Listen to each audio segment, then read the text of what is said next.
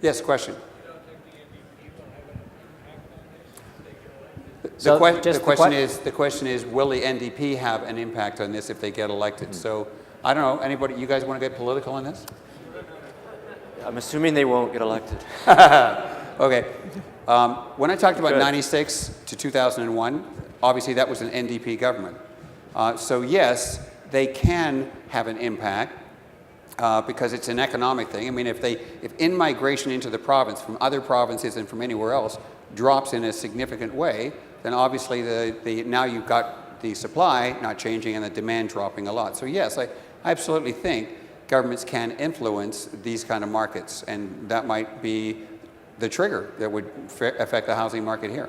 I think the other thing you worry about is capital flows from China and what could happen in China and what they're doing, because they are really trying to curtail capital moving out of China, and you can see the impact. It's harder for Chinese people to get money out of China and into the Vancouver, Toronto markets. So if that were to change, if something were to happen in China, some kind of crisis, that could impact definitely, especially going forward where prices would go. And I think for me, by far and away, the biggest factor is going to be interest rates.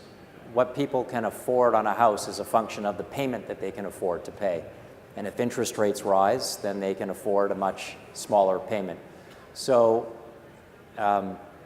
you saw with some of John's slides earlier with the potential for deflation. I'm not sure if we're going to see a lot of rising interest rates at a rapid rate. So, at the end for me, I think interest rates are going to be the biggest factor on the price of housing.